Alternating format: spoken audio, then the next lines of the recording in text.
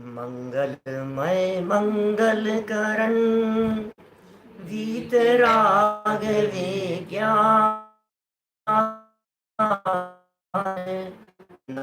ताहि जाने भय अरिहंतादि महान करि मंगल करि हो महा ग्रंथ करण के काज जाते मिले समाज सब पावे निज पद राज सो निज भाव सदा सुखद अपनो करो प्रकाश जो बहुविधि बहु दुख निको करी है सत्तानाश करी है सत्तानाश। मोक्ष मार्ग प्रकाशक नामक यह ग्रंथ है। आचार्य कल्प पंडित प्रवर टोडरमल जी साहब की अनुपम रचना। तीसरे अधिकार में संसार दुखों की चर्चा चल रही थी और जैसा मंगलाचरण में निरूपण किया ना, मूल मंगलाचरण में जाते मिले समाज सब, आपको फील हो रहा है क्या? ऐसा आपको लगता है क्या? कोई चर्चा ऐसी नहीं है जो समाज को तोड़ने वाली हो, कोई चर्चा ऐसी नहीं है जो जन जन को जोड़ने वाली नहीं हो। ऐसी चर्चा कर रहे हैं, सब पर लागू होती है ये बात।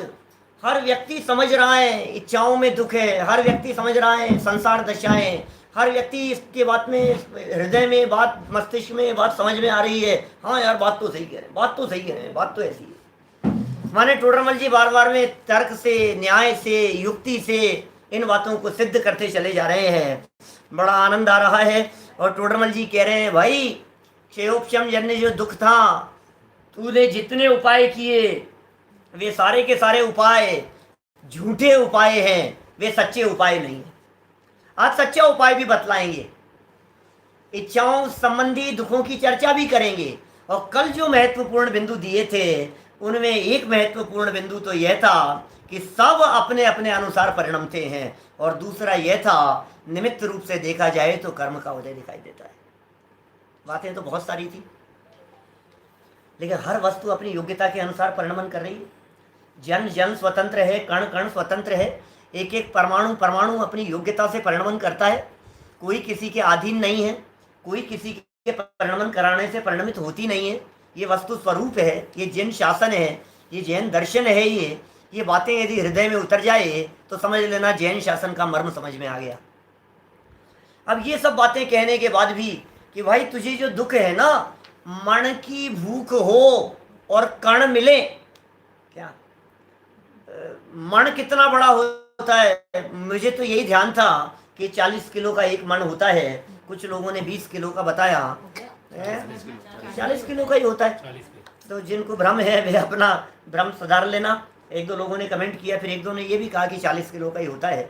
40 किलो का एक मन की भूख और कण मिले तो भूख मिटेगी कि नहीं मिटेगी? तो नहीं मिटेगी। इसलिए तेरे द्वारा किए गए सारे उपाय झूठे हैं, क्योंकि इच्छाएं तो बहुत है, मन तो ऐसा है सबको जान लूँ, सबको देख लूँ, सब बातें सीख लूँ, ऐसा होता है सबके साथ में, सब चीज़ें खा लूँ, सब चीज़ें सूंघ लूँ, मन तो ऐसा है। लेकिन एक समय में एक ही विषय का जानना, देखना और ग्रहण करना होता है, इसलिए तेरा दुख बना रहता है। तू जो उपाय कर रहा है सो उपाय झूठे हैं। अब आगे पेज नंबर है 49, 49 नंबर पेज पर हम आगे बढ़ रहे हैं। देखिए, कोई पूछता है कि इस उपाय से कई जीव सुखी होते देखे जाते हैं, सर्वथा झूठ कैसे कहते हो? हमारी इच्छाओं की पूर्ति हो गई, हमने किसी विषय को जान लिया, देख लिया, समझ लिया, तो हमें सुख भी हो रहा है। कई लोग मिलते हैं ऐसे जिनसे बात करते हैं, वो कहते हैं अरे पंडित जी हम तो बहुत सुखी हैं, हमें तो बहुत शांति है, हमें तो मजे आ रहे हैं। ऐसे लोग भी दुनिया में तो हैं। अभी आपसे ही पूछूं मैं, कोई तकलीफ तो नहीं है? आप क्या कहोगे? नहीं नहीं यार, सब मजे से।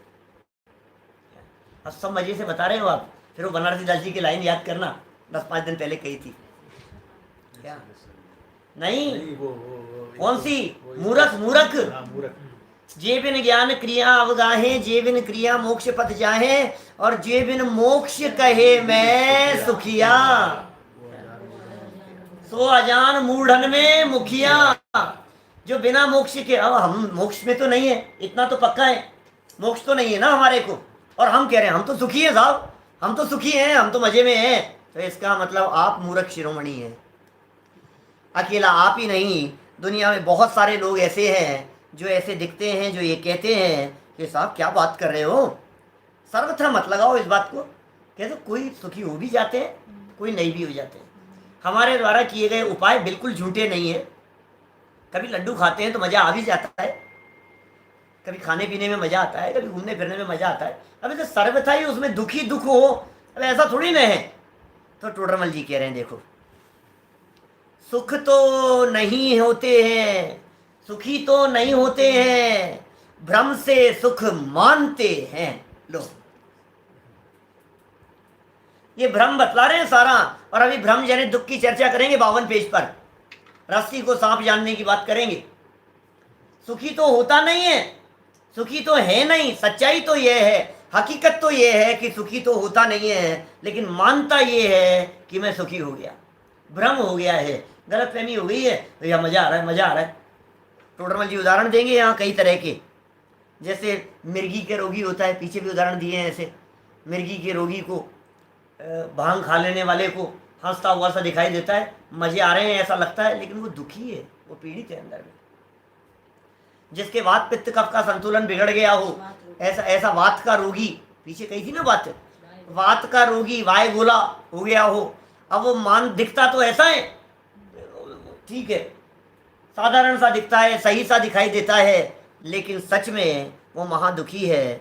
और टोडरमल जी ने तर्क दिया, यदि सुखी हुए हो तो अन्य विषयों की इच्छा कैसे रहेगी, ये बताओ, तुम ही बताओ, तुम सुखी हो गए क्या? कि हाँ हो गए, पक्का हो गए कि हाँ बिल्कुल सुखी हो गए।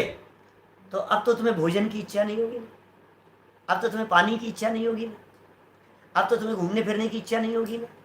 किसी भी चीज की इच्छा होती है, उससे यह सिद्ध होता है कि तुम दुखी हो। वो चीज नहीं है, सामग्री के नहीं होने पर इच्छा होती है, इच्छा अभाव का सूचक होती है। जहां इच्छा है वहां नियम से अभाव है।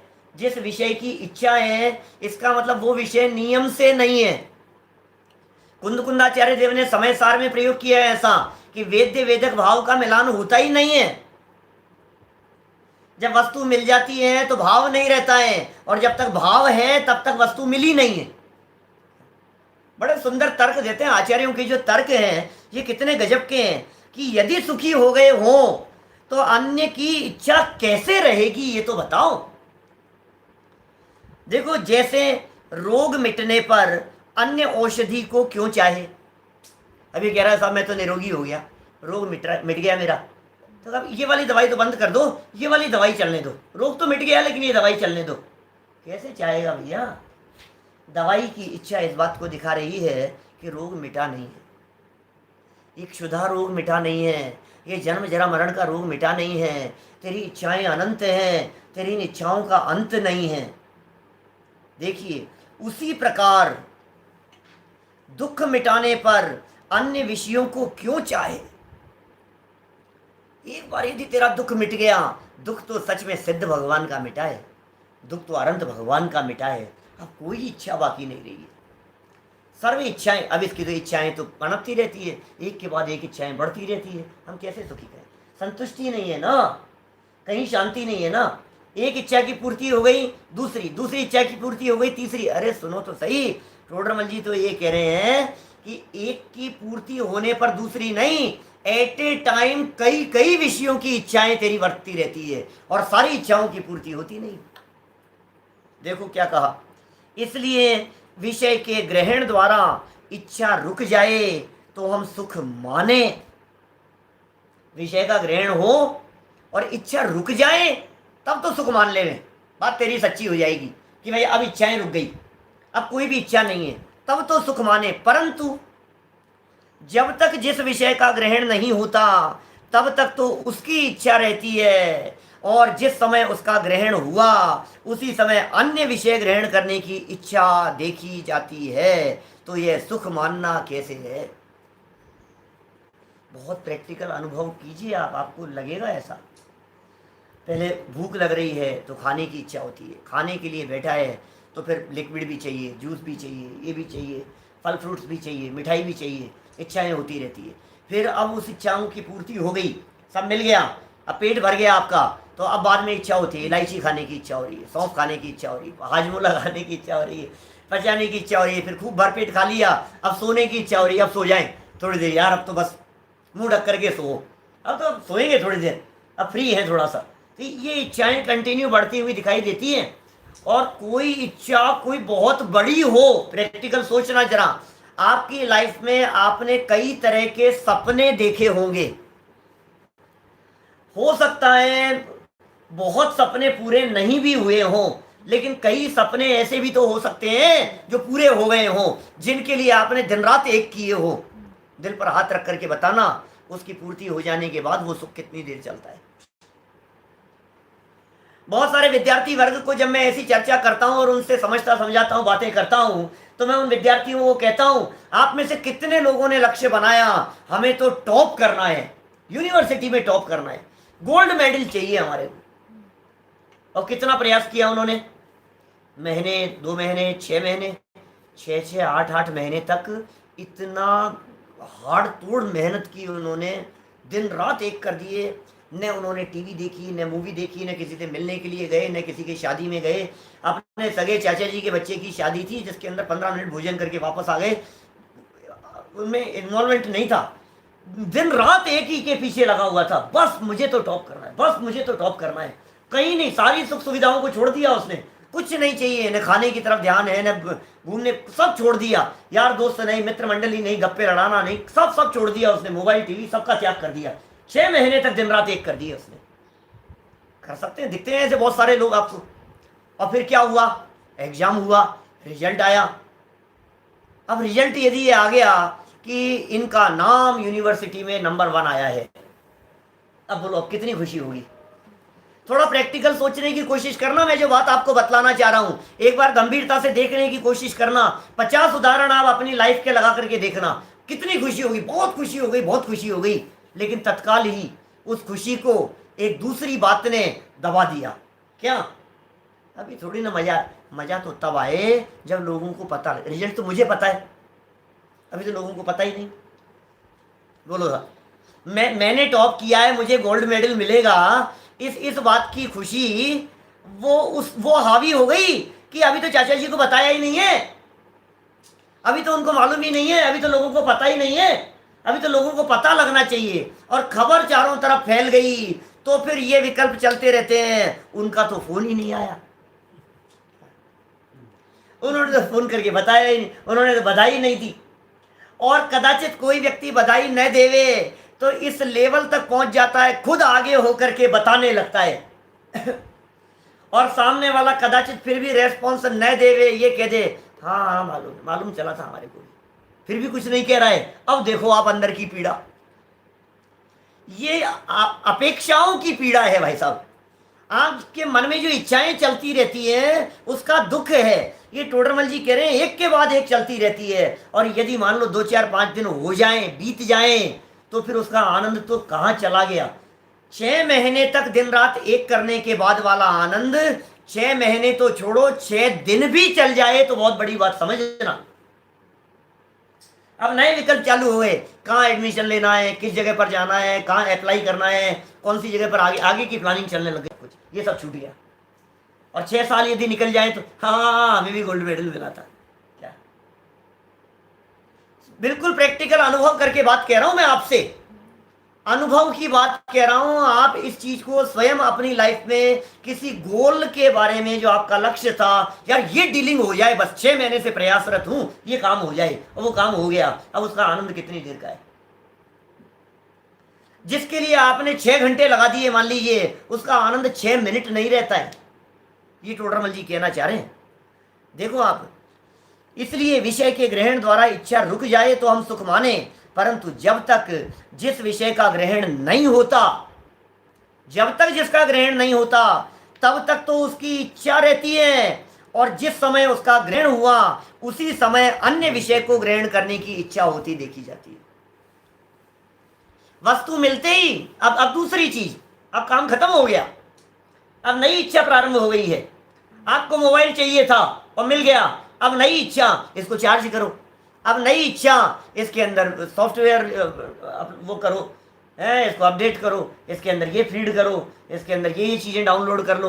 अब ये नई नई इच्छाएं चालू होती जाती है कंटिन्यू। इससे फ़ोटो खींच करके देखो, इससे ये करके देखो, अपने दोस्त को बतलाओ, उसको बता देख मेरे को ये फ़ोन दे, देख मेरे पास ये है। नहीं नहीं, माने टोडरमल जी कितना प्रैक्टिकल के धरातल पर बात करते हैं। हर कदम कदम पर टोडरमल जी ये बतला रहे हैं, हम जो बात तुझे कह रहे हैं तुझे अनुभव में आती है या नहीं। ये वाक्य भी मिलेंगे आगे लिखे हुए।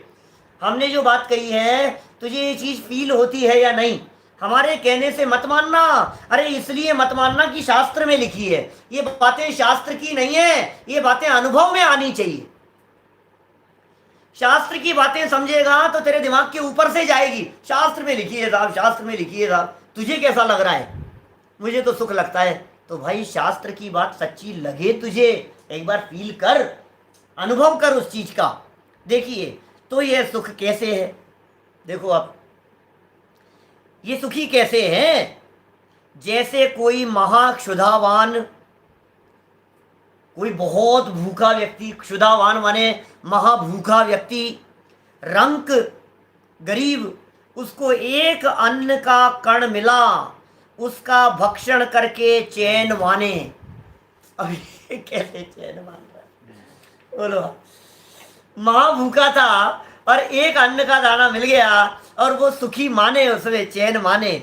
उसी प्रकार ये महातृष्णावान, जिसकी इच्छाओं की तृष्णाएं महाभयंकर है, उसको एक विषय का निमित्त मिला, उसका ग्रहण करके सुख मानता है। परमार्थ से सुख है नहीं। परमार्थ से सुख है कहां भैया? तेरी इच्छाएं मिट नहीं रही है ना।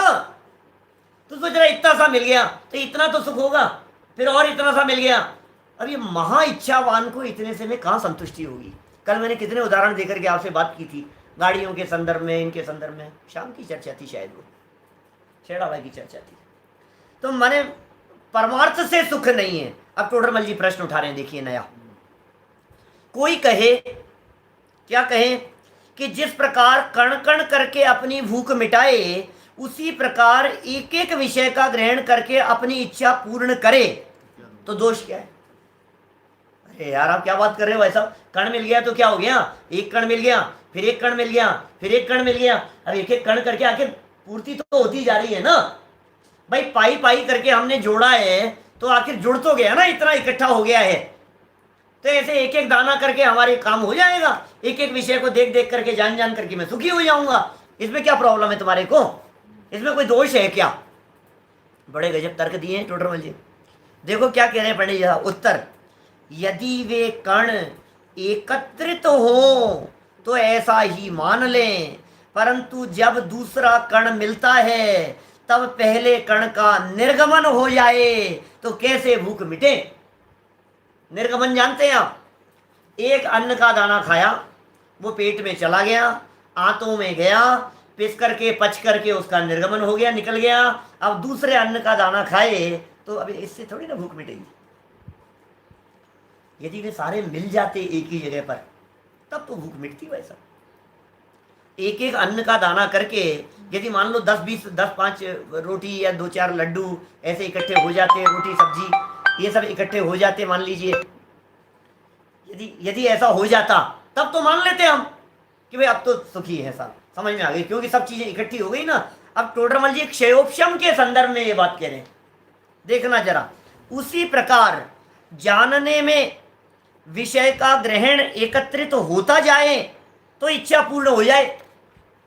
अब जान रहा है, विषय पूर्ण होता चला जाए, एक चीज मिल गई, दूसरी चीज मिल गई, तीसरी चीज मिल गई, तब तो मान लेंगे भाई कि इच्छा पूरी हो गई। परंतु जब दूसरा विषय ग्रहण करता है तब पूर्व में जो विषय ग्रहण किया था उसका जानना नहीं रहता, तो कैसे इच्छा पूर्ण हो? हजारों उदाहरण लगाओ आप थोड़ा सा चिंतन करेंगे ना, वो 50 उदाहरण दिखाई देंगे आपको। ऐसी बातें स्पष्ट दिखाई देगी। एक एक करके जोड़ना चाह रहा है, एक एक करके देख लेंगे। भाई साहब कभी ऐसा नहीं होता है, आपने दुनिया देखी, क्यों नहीं साहब? उस कंट्री में चले गए, फिर उस कंट्री में चले गए, फिर उस देश में जाकर के देख लिया, फिर उस देश में जाकर के देख लिया। तो ऐसा नहीं होता है हम धीरे धीरे करके पूरा देख लेंगे। पूरी दुनिया देख लेंगे, हो जाएगा ना साहब, तो क्या प्रॉब्लम है। तो टोडरमल जी कह रहे हैं जब एक को देखा था तब दूसरा नहीं दिख रहा था, और जब तूने दूसरा देखा था तब तक पूरे वाली पिछली वाली की बात तेरे दिमाग से निकल गई थी। हजारों बार ऐसा नहीं होता है क्या, बतलाओ मुझे, कि आप देखी हुई चीज को भी भूल जाते हो। बोलो, शिखर जी कितनी बार जाकर के आए होंगे, गिरनार जी कितनी बार जाकर के आए होंगे, आप भूल गए धर्मशाला कौन सी थी, आप भूल गए कौन से कमरे में थे, आप भूल गए वहां क्या खाया था क्या था, तो भूल जाता है। ये एक साथ एकत्रित नहीं है, ये क्षयोपशम ज्ञान की स्थिति है, ये हमारे ज्ञान का दुख है। तू सोच रहा है इकट्ठे हो जाएंगे, इसको भी इसको भी इसको भी, कैसे होगा, वो सब एक साथ नहीं है, और क्रम क्रम में वो आनंद आता नहीं है। बोलो, क्रम क्रम के अंदर तुझे वो मजा आएगा नहीं, एक एक करके एकत्रित हो नहीं सकता है वो। इसलिए कह रहे हैं कि इच्छा पूर्ण कैसे माने, तो कैसे इच्छा पूर्ण हो। इच्छा पूर्ण हुए बिना आकुलता मिटती नहीं, और आकुलता मिटे बिना सुख कैसे कहा जाए। इच्छा पूरी हुई नहीं तो आकुलता नहीं मिटेगी, और आकुलता नहीं मिटेगी तो सुख कैसे माना जाए। दौलत राम जी का वो वाक्य याद रखना, आकुलता शिव माही न ताते, शिव मग लागियो चाहिए, आत्म को हित है सुख सो सुख आकुलता बिन कहिए। सच्चा सुख तो आकुलता के बिना है, जहां जहां आकुलता है, और आकुलता कहाँ है, जहां इच्छाएं, जहां इच्छाएं वहां आकुलता है, और इच्छाएं कहाँ है, कदम कदम पे इच्छाएं। कोई सज्जन आपको मिले, जानकार थे, परिचित थे, अपने ज्ञानचंदी पंडित जी साहब सुना ऐसी चर्चाएं, कोई सज्जन मिले हमारे को, रास्ते में चल रहे हैं, और उन्होंने हमसे जय जिनेन्द्र भी नहीं किया। अब आप कह रहे हैं यार गजब हो गई यार, वो दिखे और जय जिनेन्द्र तक नहीं किया उन्होंने हमारे से। अब देखो कैसा कैसा फील हो रहा है। अब जय जिनेन्द्र नहीं किया तो इसको तकलीफ हो रही है। स्टेप 2, यदि वो जय जिनेन्द्र करके सीधा निकल जाए तो आप कहते हो यार जय जिनेन्द्र करके निकल गए, एक सेकंड भी रुके ही नहीं। अब यदि वो कदाचित रुक करके 2 सेकंड आपसे बात करे, मिनट आपसे बात करे, तो आप ये कहते हो मेरे से बात तो की, लेकिन मेरी तबीयत के बारे में उन्होंने पूछा ही नहीं। क्या देखो एक एक स्टेप इसका किसको कैसा लगता है। अरे भाई साहब जय जिनेन्द्र नहीं किया, रुके नहीं, रुक गए तो बोले पूछा नहीं, और यदि अपने बारे में पूछ लिया तो कहते मेरे बारे में तो पूछ लिया, मेरी फैमिली के बारे में तो पूछा ही नहीं, परिवार के बारे में तो पूछा ही नहीं। इसकी इच्छाएं, अपेक्षाएं, आकांक्षाएं, इनका कोई अंत नहीं है, और ये खाम दुखी है इन सब बातों के आधार। किसी ने दुखी किया नहीं है। मैं आपसे पूछ रहा हूं उस व्यक्ति ने आपको कितना दुखी किया, रंच मात्र भी दुखी नहीं किया, और मान रहा है ऐसा नहीं किया, ऐसा क्यों नहीं किया, उनको ऐसा कहना चाहिए था, वो ऐसा कह देते तो अच्छा रहता, उनको तो ऐसा बोलना ही चाहिए था, क्यों नहीं बोला उन्होंने ऐसा। अब तो दुखी हो रहा है भाई, खाम में तो पीड़ित हो रहा है, सोच नहीं रहा है, विचार नहीं कर रहा है, ये क्या कह रहे हैं पंडित जी साहब। यहां देखो बड़ी गजब की बातें कही है आगे। तथा एक विषय का ग्रहण भी मिथ्या दर्शन आदि के सद्भाव पूर्वक करता है। विषय का ग्रहण कर लिया, किसी वस्तु को जान लिया, किसी का ज्ञान प्राप्त कर लिया, तो तेरे साथ में चल रहा था एक भूत, एक महापाप, एक तेरे को भ्रम में डाल देने वाला, एक ऐसा साथ में चल रहा था जिसके साथ में होने के कारण तू भ्रम में पड़ गया, तू गलत फहमी में पड़ गया। उसका नाम था मिथ्या दर्शन। धोखा, गलत फहमी, नासमझी, ये कह रहे हैं उसके सद्भाव पूर्वक जानता है, एक विषय का ग्रहण करता है, इसलिए आगामी अनेक दुखों का कारण कर्म बंधते हैं। लो ऐसा थोड़ी न, इच्छाओं की पूर्ति तो हुई नहीं, कदाचित किसी की पूर्ति भी हो गई, कदाचित कोई विषय मिल भी गया तुम्हारे को, तो ये कह रहे हैं अनेक दुखों के कारण कर्म और बंधेंगे। इसलिए यह वर्तमान में सुख नहीं है और आगामी सुख का कारण नहीं है, इसलिए दुख ही है। आप देखो जरा, आचार्यों ने आत्मानुशासन आदि ग्रंथों में, टोडरमल जी ने भी टीका लिखी, उसकी ऐसी बातें सिद्ध की है, प्रूफ की है, उदाहरणों से, तर्क से, युक्ति से, न्याय से। आप देखो एक विषय को भोगना है, बराबर, अब उस विषय को भोगने के पहले दुखी, भोगते समय भी दुखी, और भोगने के बाद भी दुखी। और ये कहां, जिन विषयों को भोगने में आदि मध्य और अंत दुख ही दुख दिखाई देता हो, उसे सुख कैसे कहें भैया, ये तो बता, उसे सुख कैसे कहें? ये सब बात को समझ में नहीं आई, लगा लो ना किसी भी चीज में। यदि भूख हो तो विविध व्यंजन इष्ट मिष्ट प्रतीत हो, भूख हो तो बोलो, आपकी मनपसंद चीज है और भरपेट आपने दबा दबा करके भोजन कर लिया है, खूब भोजन कर लिया है आपने भरपेट, और मनपसंद कोई चीज सामने आ गई, अब आप क्या कहोगे? अरे यार अभी तो नहीं कर पाऊंगा, क्या करूं यार, अब इच्छा तो है नहीं, मैं कर नहीं पाऊंगा, खा नहीं पाऊंगा। तो इसका मतलब खाने की इच्छा चाहिए, और इच्छा कहते हैं आकुलता, इच्छा कहते हैं दुख। जहां इच्छा है वहां दुख है। इसका मतलब क्या बात हो गई? किसी विषय को भोगना है तो पहले तो पीड़ा चाहिए। आपको भोजन का आनंद लेना है तो पहले तो आपको भूख की पीड़ा चाहिए। भोजन का आनंद भूख की पीड़ा के बिना नहीं हो सकता। तो भोगने के पहले पहले पीड़ाएं, अब भोगते समय कौन सी शांति है? इच्छाएं बनी रहती हैं, अरे यार आज तो नमक कम है, अरे यार आज तो ये है, ये ऐसा क्यों हो गया है, आपने ऐसा क्यों बना लिया, इसके साथ में ये चटनी तो आपने बनाई ही नहीं। ये भोगते समय भी तकलीफ चल रही है उसको, और भोगने के बाद ज्यादा ही खा लिया भाई साहब आज तो थोड़ा, ये क्या हुआ? उसके बाद अरे ये क्यों किया ऐसा, मतलब कितनी तरह की बातें हैं उसमें, शुरू में भी, मध्य में भी और अंत में भी। और इसी तरह की बातें, इंद्रियजन्य सुख वास्तव में सुख नहीं है, दुख ही है। इस बात को सिद्ध करने के लिए कुंद कुंदाचार्य देव प्रवचन सार नामक ग्रंथ की 76वीं गाथा को यहाँ टोडरमल जी ने प्रस्तुत कर दिया है। 76वीं गाथा बहुत मार्मिक गाथा है, और मैं अपेक्षा करता हूं हमारे सारे श्रोताओं से आप इस गाथा को याद कीजिए। इसका पद्यानुवाद भी बोलूंगा, उसे भी याद कीजिए। क्या कह रहे हैं? सपरम बाधा संयम विच्छिन्नम बंध कारणम विषमम जम इंद्रिये ही लद्धम तम सौखम दुःखमेव तहा। क्या इंद्री सुख सुख नहीं दुख है, विषम बाधा सहित है बंध का कारण दुखद, परतंत्र है विच्छिन्न है। अर्थ बतलाऊं इसका? अर्थ बताऊं क्या आपको? आगे आगे लिखा है, आगे अर्थ लिखा भी है, लेकिन पहले इधर से देखो आप, मैंने याद करने की प्रेरणा दी है ना आपको, इसलिए सुन लो पहले। इधर ही 49 पेज की लास्ट लाइनों में देखना, स परम, परम स माने सहित, परम माने पराधीन। आपका जो ये सुख है ना, ये पराधीनता सहित है। इंद्रिय सुख की बात कर रहे हैं, इसमें पराधीनता है। बाधा संयम, बाधा से सहित है। एक कह दिया पराधीन है, सपरम, आपको पराधीनता नहीं दिखती है इसमें, भोगते समय पराधीनता नहीं दिखती है। मैं देख रहा हूं, मान लो टीवी देख रहा हूं, तो टीवी में चश्मे की पराधीनता नहीं दिख रही, लाइट की पराधीनता नहीं दिख रही है, नेटवर्क की पराधीनता नहीं दिख रही है, सैटेलाइट से कनेक्शन नहीं आ रहा है उसकी पराधीनता नहीं दिख रही है। कितनी पराधीनता है? माने उन भोगों को भोगने में, इंद्रियजन्य विषयों को भोगने में परतंत्रता है, नंबर 1। और पराधीन सपने हूं सुख नाही। क्या पराधीनता में तो रंच मात्र भी सुख नहीं है।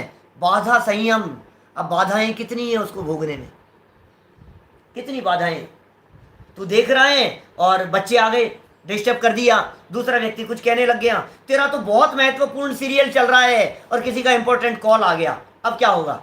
अब तेरे को कॉल पे लग गया, वो सारे डायलॉग निकल गए उनके। अब तो क्या करें? भोगते भोगते कितनी पराधीनता है, खाते खाते कितनी पराधीनता है। पराधीनता के साथ में बाधाएं, ये बाधाएं हैं, उसमें अनेक प्रकार की बाधाएं खड़ी हो जाती है, जिनकी वजह से तू भोग नहीं पाता है। अचानक ऐसा फोन आ गया कि जिसकी वजह से तुझे उसको छोड़ना पड़ा, इतनी बाधाएं। बाधा के साथ साथ में क्या कह रहे हैं?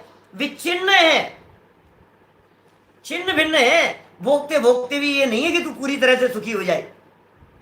भोगते भोगते भी, किसी भोजन सामग्री की बात करो, भोजन करते करते ही उसके अंदर कभी बाल आ गया, कभी चींटी आ गई, कभी चूहा भागता हुआ आ गया, कभी कुछ हो गया, और कभी परिणाम नहीं थे उस तरह के, कभी बात ऐसी हो गई कि गुस्सा बहुत तेज था, अब सारा छिन्न भिन्न हो गया तेरा सारा का सारा सुख। तेरा जो डोसे खाने में जो मजा आ रहा था, तेरा जो किसी वस्तु को खाने में मजा आ रहा था, ये जो मजा है, यदि तेरे मन माफिक काम कुछ नहीं हुआ और बच्चे ने आकर के कुछ कर दिया तो ये ऐसा छिन्न भिन्न हो जाता है कि सारा मजा किरकिरा हो गया।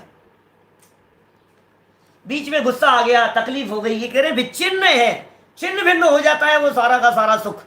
जिसको तू सुख समझ रहा है उसकी ये हालत है। अब कैसे सुख कहें? सा परम पराधीन है, बाधा संयम, बाधा से सहित है, विच्छिन्न है। विच्छिन्न माने समझिए आप, क्षार क्षार हो जाता है, खत्म हो जाता है, वो भोगते भोगते आनंद लेते लेते एकदम मन बिगड़ जाता है, एकदम मूड खराब हो जाता है। ऐसी है, विच्छिन्न है। और बंध का कारण है इंद्रिय सुख, और विषम है माने आत्मीय सुख से विरुद्ध स्वभाव वाला है। विषम है माने आत्मा से अपोजिट है, ये विषम है। जम माने जो, इंद्रिय ही लद्धम, इंद्रियों के माध्यम से प्राप्त होता है। लद्धम माने प्राप्त होने वाला। इंद्रिय हिम, इंद्रियों के द्वारा, तृतीय व्यक्ति दिख रही है यहाँ प्राकृत में भी साफ साफ। इंद्रिय हिम, इंद्रियों के द्वारा लद्धम प्राप्त हुआ। तम माने वो सुख, जम माने जो, और तम माने वो। सौखम सुख, दुख में तहा, अरे दुख ही है, तू उसे भ्रम से सुख मानता है। क्या कहे? देखिए जरा अर्थ पीछे लिखा है, याद करना। एक बार फिर बोलता हूं, कठिन नहीं है, बोलने में कठिन नहीं है। सपरम बाधा संयम, बोलिए सब। विच्छिन्नम बंध कारणम विषमम, बोलो। जम इंद्रिये लद्धम, तम सौखम दुख में तहा। तम सौखम, वो सुख, दुख में, दुखम एव, दुख ही है, ऐसा कह रहे हैं। उसमें कोई ऑप्शन नहीं है, उसमें कोई नहीं थोड़ा बहुत तो सुख है, थोड़ा बहुत तो सुख है साहब, लग तो रहा है साहब, आप क्या बात कर रहे हो साहब, ऐसा नहीं, ऐसा नहीं, गलत फहमी में है, सारा दुख है वो। देखो जरा अर्थ पढ़ते हैं, 50 नंबर पेज, शुरुआत की लाइनें। जो इंद्रियों से प्राप्त किया सुख है वह पराधीन है, बाधा सहित है, विनाशीक है। कितनी देर तक रहेगा वो सुख? विनाशीक कह रहे हैं। विच्छिन्नम का अर्थ किया है विनाशीक, विनाश हो जाने वाला। वो सुख कितनी देर रहेगा? वो मजा कितनी देर रहेगा? वो भोगों का आनंद कितनी देर रहेगा? भोगते भोगते विरक्ति होने लग जाती है, भोगते भोगते अरे यार बस बस अब कुछ नहीं, अब बहुत हो गया, बस नहीं, अब नहीं। ये क्या हुआ? वो आनंद भोगते भोगते ही गायब होता हुआ दिखाई देता है। इंद्रधनुष के समान, बिजली की चमक के समान गायब होते हुए दिखाई देते हैं। इंद्रिय भोग छिन्न थाई, सुर धनु चपला चपलाई। 5वीं ढाल की पंक्तियां। ये इंद्रियों के भोग क्षण मात्र के लिए स्थिर रहने वाले हैं। 5वीं ढाल का तीसरा छंद है 6 ढाला में। इंद्रिय भोग छिन्न थाई, सुर धनु चपला चपलाई। समझ में आ रही है बात? बाधा सहित, विनाशीक, बंध का कारण। इसका मतलब वर्तमान में तो तू दुखी हो ही रहा है, और इन भोगों के कारण जो कर्म बंधेंगे, उन कर्मों का जब उदय आएगा तो भविष्य में भी तुझे दुख भोगना पड़ेगा। विषम है, विपरीत है, विपरीत स्वभाव वाले हैं। सो ऐसा सुख इस प्रकार दुख ही है। क्या ये सुख दुखी है? साहब मुझे तो लग रहा है कि ये तेरी गलत फहमी है। भाई हम क्या करें? देखो अंतिम वाक्य इसका, इस प्रकार इस संसारी जीव द्वारा किए उपाय झूठे हैं। के साथ चलो कोई बात नहीं पंडित जी, आपकी बात मान ली हमने, आप जो कह रहे हो तो सही बात कह रहे हो, लेकिन हमें ये बतला दो फिर करें क्या? भूख लग रही है तो भोजन नहीं करें तो क्या करें? बोलो। हमारा मन है कि बिजनेस बढ़े तो हम बढ़ाएं नहीं तो वैसे दुखी हैं। और हमारा मन है तो करने दो ना, क्या दिक्कत है तुम्हारे को? और यदि आप हमारे सारे उपायों को झूठा कह रहे हो, आप ये कह रहे हो कि बढ़ाने पे भी सुखी नहीं होगा, आप ये कह रहे हो खाने पे भी सुखी नहीं होगा, आप ये कह रहे हो भोगता हुआ भी सुखी नहीं होगा, ठीक है, मान लिया आपकी बात, समझ में भी आ रही है। कोई उपाय है आपके पास में? दूसरा कोई ऑप्शन है आपके पास में? या हाथ पे हाथ धर के बैठे रहें? करने दो ना जो कर रहे हैं। तो टोडरमल जी कह रहे हैं, भाई तो सच्चा उपाय क्या है सो बताते हैं, सुनो। हमें मालूम है, देखो दुख भी बतलाए और दुख दूर करने का उपाय भी बतलाएंगे, दुख भी बतलाए और दुखों से निवृत्ति का उपाय भी बतलाएंगे। आपको वो हेडिंग याद है क्या? कर्मों के संदर्भ में जो ज्ञानावरणी दर्शनावरणी की दी थी, पेज नंबर 46 पर, ज्ञानावरण और दर्शनावरण के क्षयोपशम से होने वाला दुख, ये क्षयोपशम से होने वाला दुख, इसकी चर्चा तो हुई यहां तक क्या, और उससे निवृत्ति, अब ये निवृत्ति की चर्चा कर रहे हैं। अब क्या सच्चा उपाय बतला करके बतलाएंगे, वैसा ऐसा थोड़ी ना, अरे वैद्य जी है, आपको दुख बतला दिया, तकलीफ बतला दी, अब वैद्य जी से पूछ रहे हैं, वैद्य जी महाराज बतलाओ तो सही, उपाय तो बताओ। तो टोडरमल जी एक कुशल वैद्य हैं जो हमें उपाय बतलाते हैं। सुनो जरा, जब इच्छा तो दूर हो जाए, नंबर 1 पॉइंट नोट करते जाना, दिमाग में सेट करते जाना, इच्छा तो दूर हो जाए और सर्व विषयों का युगपत ग्रहण बना रहे, तब यह दुख मिटे। तेरी इच्छाएं कौन सी थी? जानने की इच्छा थी, क्षयोपशम जन्य इच्छाएं थी, समझ में? ये ऐसी इच्छाएं थी। बोले इच्छाएं तो नहीं होवे, मिट जावे, और नई इच्छा उत्पन्न ना होवे, जिसके लिए इन्होंने कहा कि युगपत सारे विषयों का ग्रहण हो जाए। जब सारी चीज सामने है तो फिर इच्छा का सवाल ही क्या है? जब पूरी दुनिया लोकालोक आपके ज्ञान का विषय बन गई है, जब कुछ बाकी ही नहीं रहा है जानने के लिए, तो फिर तेरा ये दुख मिटे। कैसे होगा? सारे ग्रहण केवल ज्ञान होने पर होगा, और कैसे होगा? संसार में तो नहीं हो सकता, लेकिन उपाय तो केवल ज्ञान है, ये कहना चाह रहे हैं। उपाय तो पूर्ण ज्ञान है, तेरे अभी नहीं होगा, लेकिन तू उसका उपाय कर, कुछ ऐसा उपाय कर जिसके माध्यम से तुझे केवल ज्ञान, पूर्ण ज्ञान, सर्वज्ञता की प्राप्ति हो जाए। असली उपाय तो वही है, क्योंकि आपको ऐसा लगेगा ना सारे हो जाए, सारे कैसे होंगे? वही होंगे। हाँ, तो सारे विषयों का युगपत ग्रहण होता है अनंत भगवान के। मिश्री की मिठास का भी उन्हें पता है, नमक के खारेपन का भी उन्हें ज्ञान है। ग्रहण मतलब क्या होता है? ग्रहण का अर्थ उठा करके खाने को ग्रहण नहीं कहते हैं। जानने के अलावा ये आत्मा और करता क्या है?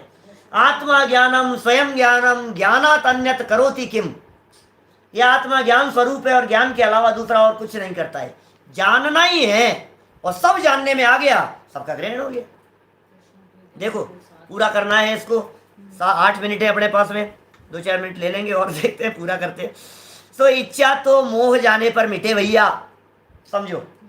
इच्छा कब मिटेगी? 2 बातें कह दी ना, एक तो इच्छा मिटे, एक पॉइंट, और दूसरा पॉइंट सारे विषयों का युगपत ग्रहण हो। 2 बातें होंगी, इच्छा मिटे और सारे विषयों का युगपत ग्रहण हो। तो इच्छा तो मोह जाने पर मिटती है, और सबका युगपत ग्रहण केवल ज्ञान होने पर होता है। क्या? तो मोह तो नष्ट हो जाए और केवल ज्ञान प्रकट हो जावे, तब जाकर के हम कहें कि तू सुखी हो गया। बाकी या संसार में जीव सुखिया कोई नजर नहीं आता। क्या? देखो क्या कह रहे हैं, इनका उपाय कि साहब अब ये तो आप तो केवल ज्ञान की बात कह दी। अरे पंडित जी पंचम काल चल रहा है, इस काल में केवल ज्ञान तो होता नहीं है, इस काल में भगवान तो बनते नहीं है, आप भी ऐसा उपाय बतला रहे हो, आप तो ऐसी काल्पनिक बातें कर रहे हो, मोह नष्ट हो जाए। कैसे हो जाएगा मोह नष्ट? मोह नष्ट होता है 12वें गुणस्थान में, 11वें गुणस्थान में पूरी तरह से दबा हुआ दिखाई देता है, 10वें गुणस्थान के अंतिम समय तक मोह का सद्भाव है। बोलो, अब ये 10वां गुणस्थान श्रेणी चढ़ने की स्थिति वर्तमान काल में तो यहाँ होती नहीं है, इस जीवन में तो, इस पंचम काल में कोई जीव श्रेणी नहीं चढ़ता है। तो फिर आप जो उपाय बतला रहे हो, उपाय कैसे चलेगा? आपने तो, मेरे पेट में दर्द था और आपने ये बात कही कि सुन, इसके लिए तेरी तबीयत ठीक होने के लिए तेरे को धात की खंड से दवाई मंगानी पड़ेगी। यार ये जबरदस्ती के तो कुछ हो ही नहीं सकता, इसका मतलब तो ये हो गया। तो आपका वाक्य तो ऐसा लग रहा है मोह नष्ट हो जाए और केवल ज्ञान की प्राप्ति हो जाए, तो ये तो भाई साहब ये तो गलत बात हो गई। कुछ बतलाओ तो सुन सुन, बतला रहे हैं तेरे को, सुन। इसका उपाय सम्यक दर्शनादिक है, और वही सच्चा उपाय जानना। केवल ज्ञान नहीं हो सकता, पूरा दर्शन चारित्र मोह पूरी तरह से वर्तमान में नष्ट नहीं हो सकता, लेकिन दर्शन मोह तो जा सकता है, अनंतानुबंधी तो जा सकती है, सम्यक दर्शन तो तू प्राप्त कर सकता है। सो सच्चा उपाय है, वही सच्चा उपाय है। इसका मतलब यह है कि इस तीन लोक तीन काल में सम्यक दर्शन के समान तेरे को सुखी करने वाला दूसरा कोई नहीं है। मिथ्या दृष्टि 100 सिर का हो जाए, मिथ्या दृष्टि को सारी सुविधाएं उपलब्ध करा दी जाए, वो महादुखी है, और सम्यक दृष्टि जीव से सारी सुविधाएं छीन ली जाए तो भी परम सुखी है। समझ में आ रही है भाई? माने मिथ्यात्व के कारण दुखी है, मान्यता के कारण दुखी है। भाई असली बात तो ये है, ब्रेन वॉश हो गया सम्यक दृष्टि का, और क्या है? प्रॉब्लम जहां थी वहां मिट गई, जगत में थी नहीं ना। अज्ञानी इसको हटाता है, इसको सटाता है, इसको उठाता है, इसको इधर उधर करना चाहता है। मूर्ख व्यक्ति इधर उधर करने की कोशिश करता रहता है, और ये कह रहे हैं वो तेरे अधीन है। नहीं, गड़बड़ी यहां है। तो सम्यक दर्शन में क्या हुआ? श्रद्धा बदल गई, मान्यता बदल गई, सोच बदल गई, नजरिया बदल गया देखने का। अब क्या हुआ जब नजरिया बदल गया? तो बोले सुखी हो गया, और क्या है? जिन वस्तुओं को तू दुख का कारण समझता था, अब तूने उसको वस्तु का स्वतंत्र परिणमन समझ लिया, तूने कण कण की स्वाधीनता को समझ लिया। बोलो, कर्ता न धरता कोई है, अणु अणु स्वयं में लीन है। यदि तूने इस बात को समझ लिया, अब कौन तुझे दुखी करे बताओ? मोबाइल टूट गया, अब तूने यदि ये बात समझ ली कि इसका टूटना इसके परिणमन की योग्यता थी, तो तुझे कौन दुखी करे? जे कर्म पूर्व किए खोटे, यदि तूने बात समझ ली तो तुझे कौन दुखी करे? सामने वाला गालियां दे रहा है लेकिन दुखी नहीं होता है। ये एकमात्र उपाय बतला रहे हैं, सच्चा उपाय सम्यक दर्शन आदि की है। सुनो आगे क्या कहते हैं। इस प्रकार तो मोह के निमित्त से ज्ञानावरण दर्शनावरण का क्षयोपशम भी दुखदायक है, उसका वर्णन किया। क्योंकि तेरे ज्ञानावरण दर्शनावरण का क्षयोपशम था, और मोहनी साथ में था। मोह इच्छाएं उत्पन्न करता था, और क्षयोपशम की वजह से ज्यादा जानना देखना होता नहीं था। तो ये दर्शन मोहनी नाम का कर्म और ज्ञानावरणी दर्शनावरणी कर्म के क्षयोपशम से अल्प जानना, थोड़ा बहुत जानना, जानने में आ रहा है थोड़ा, इच्छाएं दिखा रहा है ये मोहनी कर्म बहुत। तो इस दर्शन मोहनी के निमित्त से ये इन दोनों का क्षयोपशम दुख का कारण बनता है। इसलिए दुख का वर्णन किया हमने अभी तक जो वर्णन किया। अब देखो टोडरमल जी की तो बारीकियां देखना जरा। अपन जैसे लोग होते तो समझते हाँ सब पूरा हो गया, सब समझ में आ गई, समझ में आ गई। अब टोडरमल जी प्रश्न उठा रहे हैं यहाँ। क्या प्रश्न उठाया? देखो, यहां कोई कहे कि ज्ञानावरण दर्शनावरण के उदय से जानना नहीं हुआ, इसलिए उसे दुख का कारण कहो, क्षयोपशम को क्यों कहते हो? बात समझ में आ रही है भाई? नहीं जानना हुआ उसको दुख का कारण कहो ना, और क्षयोपशम तो ज्ञान है, क्षयोपशम तो ज्ञान है ना। तुम नहीं जानने को दुख का कारण कहो, लेकिन भाई ये जो ज्ञान है ना, इंद्रिय जन्य ज्ञान है, इसमें उतार चढ़ाव होता रहता है। हम तुझे क्या बताएं, ये एक समान नहीं रहता है, इसमें विरूपता रहती है। जानी हुई चीज भूल जाता है, थोड़ा ज्ञान मंद हो जाता है, कभी ज्ञान तीव्र हो जाता है, कभी किसी विषय का जानना हो जाता है, कभी किसी का कुछ हो जाता है। टोडरमल जी अलग जवाब दे रहे हैं। देखिए आप, यदि जानना न होना दुख का कारण हो तो पुद्गल के भी दुख ठहरे। पुद्गल भी तो नहीं जानता है। नहीं जानने को यदि आप दुख का कारण कहोगे तो इसको भी दुख होना चाहिए ना, क्योंकि ये भी नहीं जान रहा है। इसलिए नहीं जानने को दुख का कारण नहीं कहेंगे, परंतु दुख का मूल कारण तो इच्छा है। क्या? और इच्छा क्षयोपशम से ही होती है, इसलिए क्षयोपशम को दुख का कारण कहा है। साहब क्षयोपशम से इच्छा होती है कि हाँ, क्षयिक ज्ञान में इच्छा नहीं होती। क्षयोपशम माने अल्पता, क्षयोपशम माने पूर्णता नहीं है, क्षयोपशम माने परिपूर्ण अवस्था की प्राप्ति नहीं हुई है। समझ में आ रही है बात? परिपूर्ण अवस्था की प्राप्ति नहीं हुई है, उसका नाम है क्षयोपशम।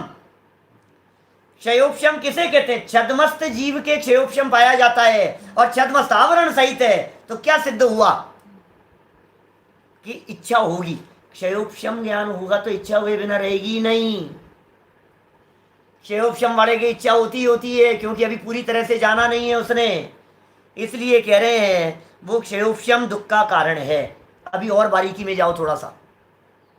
पंडित जी कितना बारीकी में ले जा रहे हैं कि हाँ साहब ठीक है। अभी तक तो ये कहा था क्षयोपशम दुख का कारण नहीं है क्योंकि ज्ञान है, ऐसा प्रश्न उठाया तो सिद्ध किया कि नहीं नहीं, वो दुख का कारण है क्योंकि इच्छाएं बनी रहती है। क्षयोपशम में इच्छाएं बनी रहेगी और वो इच्छा दुख का कारण है, इसलिए क्षयोपशम को दुख का कारण कहा है। अब और बारीक में, परमार्थ से क्षयोपशम भी दुख का कारण नहीं है। ओहो, परमार्थ से क्षयोपशम भी दुख का कारण नहीं है। जो मोह से विषय ग्रहण की इच्छा है वही दुख का कारण है। क्या मोह दुख का कारण है, और मोह से विषय को ग्रहण करने की इच्छा, ये भी ग्रहण कर लूं, ये भी ग्रहण कर लूं, ये भी ग्रहण कर लूं, ये जो तेरी इच्छा बनी हुई है ये दुख का कारण बनती है। मैंने थोड़ा सा फास्ट लेते हुए इस विषय को पूरा कर लिया है। बातें बहुत सारी हो सकती थी, क्योंकि ये जो बीच में 76 नंबर की गाथा आई है ना, इस गाथा की ही व्याख्या इतनी हो सकती है कि कई दिनों तक चले। और चलाते हैं हम लोग, जब कभी प्रवचन सार में, कभी इन गाथा के ऊपर जब प्रवचन करते हैं तो इन गाथाओं को कई कई दिन तक चलाते हैं। एक गाथा लेते हैं और 10 दिन चलाते हैं, अष्टानिका में 8 दिन चलाते हैं। उनकी पराधीनता को सिद्ध करते हैं, उसकी विपरीतता को सिद्ध करते हैं, उसकी बाधा सहितता को सिद्ध करते हैं, उसकी विषमता को सिद्ध करते हैं। कितने प्रकार से बाधाओं की चर्चा हो सकती है, कितने प्रकार से विषमता की चर्चा हो सकती है। विषम, विपरीत, विषम, और शम माने यदि समता भाव करो तो समता जन्य सुख जहां नहीं है उसका नाम विषम, और शम का अर्थ समानता करो तो जहां स्वाधीन समान सुख नहीं है उसका नाम विषम, जहां स्वाभाविक सुख नहीं है। कैसी बाधाएं हैं, कैसी परतंत्रता है। इंद्रिय सुखों की एक दशा ही इसी प्रकार की है। ये सब इच्छाएं मूल में दुख का कारण बनती है, मोह मूल में दुख का कारण बनता है। मोह पर विजय प्राप्त हो, इसलिए सच्चा उपाय पंडित जी साहब ने कहा सम्यक दर्शन आदि की प्राप्ति करना ही है, सो ही सच्चा उपाय है।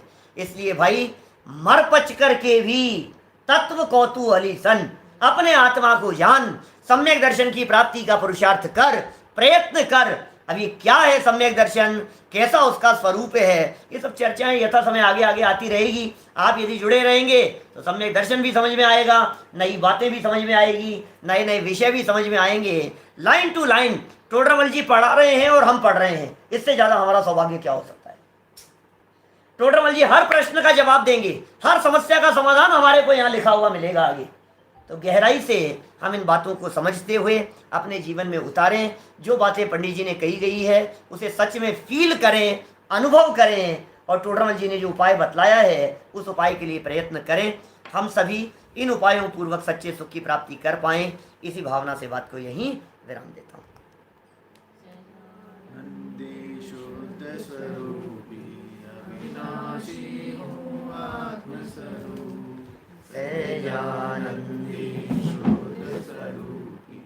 अविनाशी हूँ आत्मस्वरूप, सहजानंदी शुद्ध स्वरूपी, अविनाशी हूँ आत्मस्वरूप।